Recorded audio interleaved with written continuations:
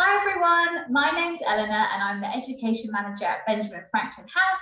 Welcome to this week's class in our live history class series, and we're so excited this week to be welcoming a very special guest, Anya from the Newington Green Meeting House. And she's going to be telling us all about ceramics in the Georgian period and even showing us how we might be able to make some at home. And I know that Anya's going to tell us a bit more about Newington Green Meeting House too, which is another amazing heritage site in London. So without further ado, I'll hand over to Anya. And as ever, if you have any questions, then you can either write them in the chat or press the raise hand button, and together with Anya, we'll answer those questions. And we are recording today's session. So if you're watching this on YouTube, then you can always email any questions to education@benjaminfranklinhouse.org. Thank you so much, Anya, and welcome. Hello. So yes, I'm Anya from the Newington Green Meeting House. So this is, oh, hello. So this is the Newington Green Meeting House, and it was built on Newington Green in 1708. So the building was a place of revolutionary thinking in the 18th century, and it holds stories of Richard Price, Anna Letitia Barbauld, Andrew Pritchard, and most notably Mary Wollstonecraft, and it's kind of known as the birthplace of feminism. So nowadays, Newington Green Meeting House is a place of worship with a humanist message. So it's a place that's strongly engaged with social justice and really forward-looking as well. So it's not a typical place of kind of worship, and it has lots of international connections, lots of local history, and it's radically inclusive. Anya, we have a raised hand, if that's okay. Yes, absolutely. Enid. Hi, Enid. Hi, what is pheasant? What is a what? Sorry? The thing that you said that started with an F, pheasant? What was it? Radically? Was it radically? No, it started with an F. An F. Oh, feminist? Feminist. Yes, so feminist is a something that's really positive towards women, and it's the kind of need for women and men to be equal, and so it's fighting for women's rights and for women to be equal to men. Does that answer your question, Enid? Yeah. Yes, thank you. Perfect. Your question? That's a brilliant question. Perfect. So however, so back to the house, the development and the history of the house came in the last 2 decades of the 18th century, when Richard Price, a philosopher and political theorist, mathematician and Royal Academician, was a preacher. So he formed friendships with many of the leading intellectuals of the day, including feminist Mary Wollstonecraft and the founding father and scientist Benjamin Franklin. So Richard Price, you can see, is the one on the far left, Mary Wollstonecraft's in the middle, and Benjamin Franklin is on the far right. So Mary Wollstonecraft, the woman in the middle, was an English writer, and she was really passionate about education and social equality for women. So that's the feminist side of her. And she wrote all of this down in a book called A Vindication of the Rights of Women. And that was one of the first feminist books that was written. And it's still studied today because it was really forward thinking and really relevant to now still.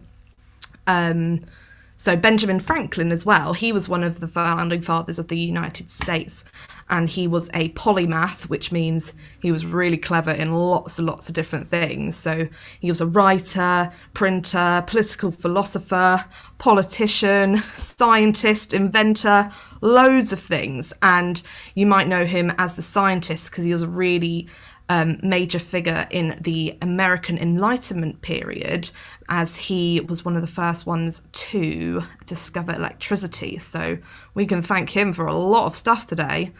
And he actually worked in England and came to England as a advocate for a Pennsylvania Assembly in London, and that's where he lived in the Benjamin Franklin house. And yes, he did lots of other stuff as well, and came back again as a different political figure as well. So Josiah Wedgwood, so now we're getting into more of the clay stuff and the ceramic bits. So Josiah Wedgwood, he was an English potter, and he had a very, very high standard of craft, and he was really keen in scientific advancements, and he had lots of connections to really elite people. Even like the royal family were after his potteries. They loved it. So I've got a bit of pottery here actually that he made, so you can see he was really famous for this type of ceramic, which is called jasperware, and it's still a secret how he made it, but you can see with all the little details in the little this little egg pot, and it's really cute because it's a little pot. So yeah, he experimented with lots of different clay and lots of different pottery styles, and he continued to create lots of different stuff. But he was also a really keen abolitionist. So he became, in the 1780s, he was really concerned about the slavery. And in 1787, he became a leader of the Society for the Abolition of the Slave Trade. And he had some connections to Benjamin Franklin as well, as he made these little medallions that were against slavery, and he sent some to Benjamin Franklin, so he's connected to them as well. And then Georgian ceramics in general. So in Georgian Britain, in specifically North Staffordshire, there was hundreds and hundreds of companies that were creating lots of different types of ceramics. So you could have more decorative items, plates, cups, all sorts of things. And the industry was really well known for making bone china, which is actually made out of bones, which is really cool. And the jasperware, as I just showed you, but lots of other techniques as well, such as printing on ceramics. So you can, I've got another figure here actually. They were quite well known for making figures like this of the time that are still around today. You can find lots in charity shops if you're interested. That's where I go looking for mine. And yeah, they could range from really cheap as well to thousands and thousands of pounds worth. And the royal family was known for having lots and lots of different plates and tablewares made from these factories as well. So today we are going to be making our own ceramic pot or clay pot. That is going to be it's going to be your own one to make, and it's going to be made by a pinch pot method. So shall we get started? I shall just stop sharing the screen and pull down my camera here. Was there any other questions, or are we all good to go? I think everyone's ready to watch the demonstration with the ceramics now. Brilliant. But there have been some lovely comments about, how beautiful the ceramics were that you were sharing. And once Anya's done her demonstration, do feel free to raise your hand or write in the chat if you have any questions. Thanks so much, Anya. Definitely. Right, so here is your little block of clay that you're going to want. And we're just going to squish it all together and start rolling it into a big, big circle, or sphere. That's probably the better word to use. So just start rolling it around in your hands like this, rolling it round into a big ball. And if you have any little creases or anything like that, just smooth them over so it's a nice smooth ball, just like that. So this is going to be quite a big pot actually. So then you got your ball. Okay, so you pop it in the palm of your hand like this and give a little thumbs up, and then push it right down through the middle just before the end. You'll be able to feel your thumb through this end of the clay, but you don't want it to go all the way through. So just like that. So you'll have like a little clay ball like that, and then I'll just smooth over this bit here. Just like that. So then pop your thumb back in, and then you're going to pinch the sides of the pot going around like this and turning it and turning it and turning it until you start getting a bigger hole like that. Can you see?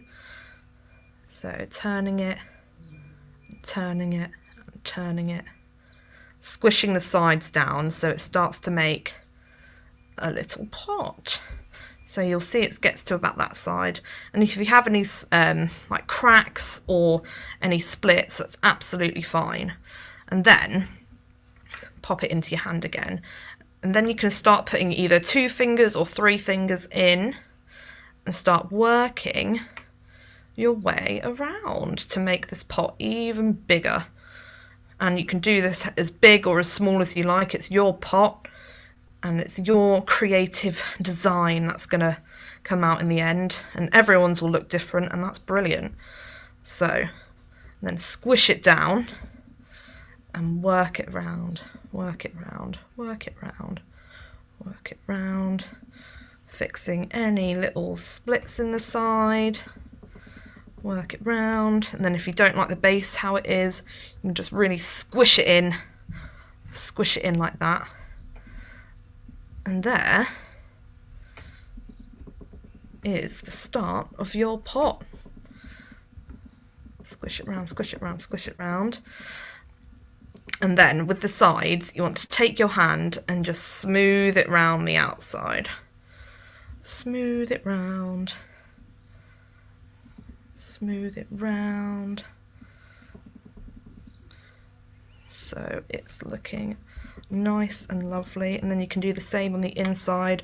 I tend to use just 2 fingers with this because it's a bit difficult to get all your fingers in at the same time.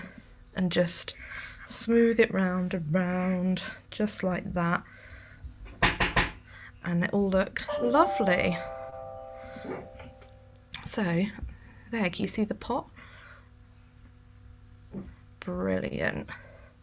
And then what you can do with the top as well to make it nice and flat is just pat the edges of the top so then it has a nice even edge. Pat the edges of the top, and then yeah, just keep working it until you get the shape that you like. Perfect. So you can see it's starting to become a little pot, and it doesn't matter if it's a bit wonky. I think the wonkier they look the better, because it's definitely yours then. Brilliant. So we can see we got the little pot here, and then if you like, you can take another piece of clay, just a little one like this, and roll it in between your fingers or onto the table like that, and start creating like a little sausage shape. And these can be your handles if you wanted handles on the pot. So just like that. I tend to get a nice even shape. If you start rolling all 3 fingers together, then slowly spread them out, then it starts to be a bit more of an even shape. Just like that. So we have a bit of a little snaky thing going on here. And on the sides, you just want to really push down the edge, or be quite gentle.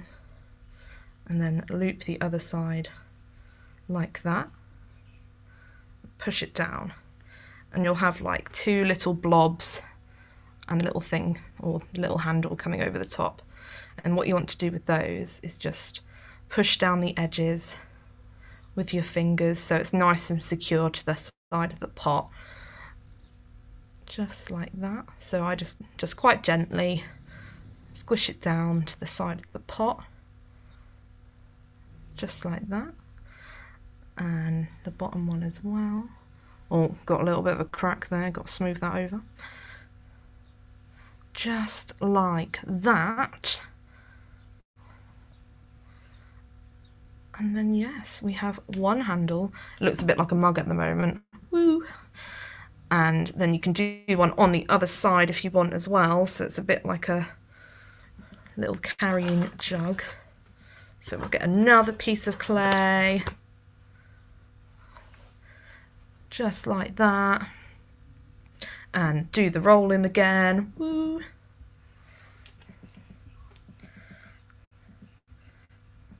Just like that again. Another one. and then pop it on the side. This side's a bit more tricky because you've already got one handle on one side.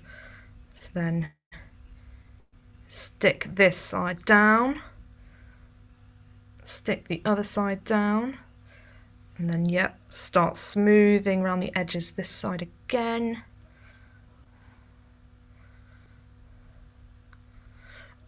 And you can make these pots as big or as small as you like. You just need to use more or less clay. So you could have a massive pot like that if you had loads and loads of clay. It would take a while to dry, but that would be really cool. Or you could have a tiny, tiny pot. But yep, again, just smooth down the sides like that. So you have a little pot on this side. And then if it's gone a bit out of shape because you've been holding it, just squidge it back.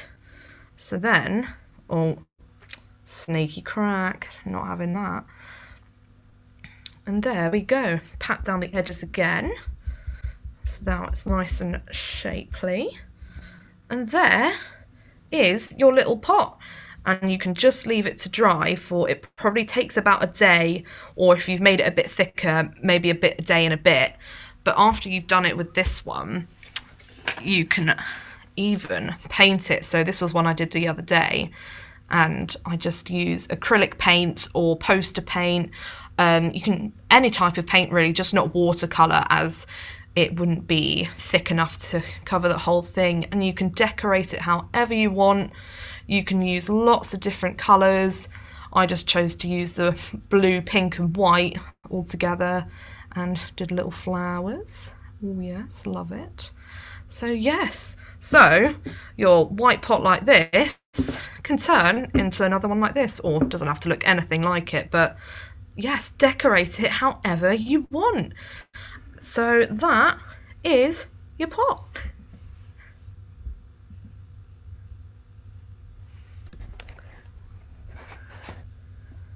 Thank you so much, Anya. That was wonderful.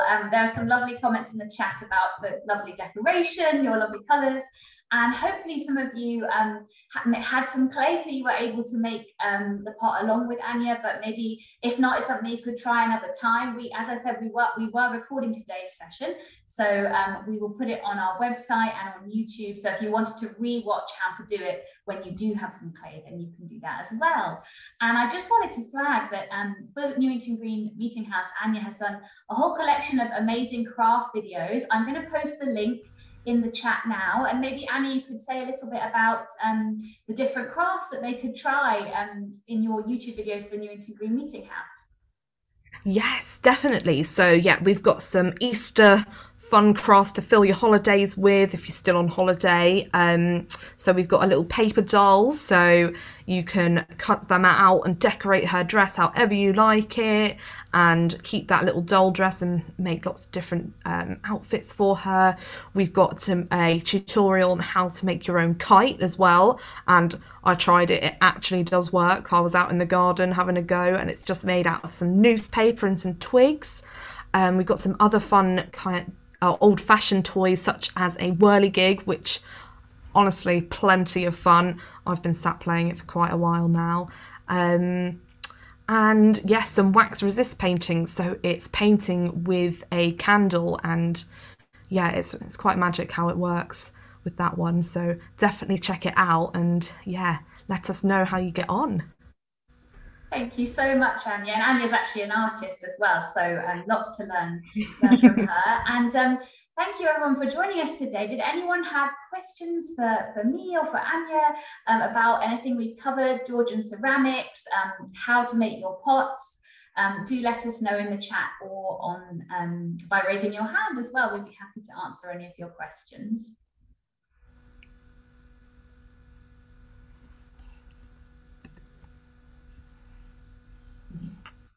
I don't see any questions for now, so I'll also, Claire has asked, what would they have to use a pinch pot for?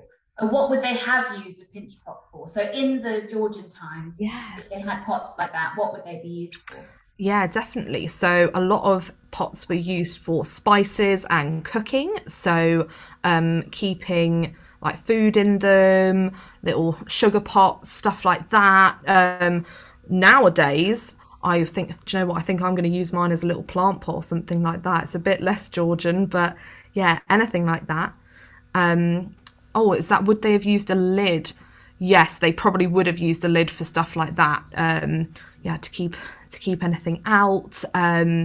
Yeah, it's quite difficult to make a lid in ceramics as well, to get something to fit really perfectly. But that would be a really good thing to try out. See if you can make a lid that fits really well for your pinch pot if you end up making one. That would be a brilliant thing to try. And then Zoe has asked, did they make everyday pots differently to the fancy ones? Well, there's different types of clay used. So for fancier pots, they would have used bone china, which is, it's made out of ground up like farm animal bone actually, and mixed with normal clay, and it's ground up really, really small, so it's a lot finer than other clay. And if you actually ever get to feel it, bone china clay, it's really funny. It's like a rubbery type of clay, but normal clay, that would cost less. It's quite grainy and feels more like the clay you would be using as well. So yeah, definitely. Thanks so much, everyone. And it's great to see that Stella and Claire were able to complete the pots along with you, Anya, while brilliant. Watching, which is Brilliant. great. And just a reminder, if you didn't already have the materials, that or maybe Anya can remind us exactly what you might need if you were going to try it afterwards. Definitely. So you would just need about 500 grams of air dry clay or oven bake clay. That's two different types, but air dry is easier because you can just do it all yourself and let it sit down for a day or two, and it will all dry up by itself. Brilliant. And we had another question about ceramics in the Georgian time, which was what sort of pattern would Georgians have used? Now, I know you showed us the jasper ware. That's maybe one example. But were there some other sorts of patterns that they might have used in the 18th century? Yeah, definitely. So a lot of flowers were used actually. There's a type of it's called transfer printing. So this was a new design. So they'd get the ink, and they made a special ink that could be printed onto plates. Plates were a very popular item to decorate. So you'd have lots of tiny little flowers all around the outside that were used, or that were made with these, with the printings, and then they were fired on using a glaze. So glaze is really cool because when you first paint something with glaze, it looks like a completely different colour to when it comes out of the firing of the kiln.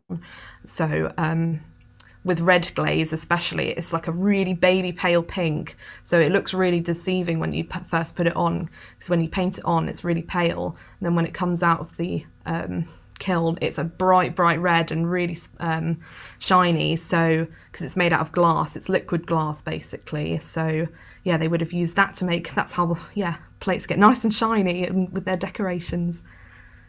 Wow. Oh, thank you so much. And Claire said they're looking forward to decorating their pots, and they watched the great Pottery Throwdown as well. So do I love the great Pottery Throwdown. It's brilliant.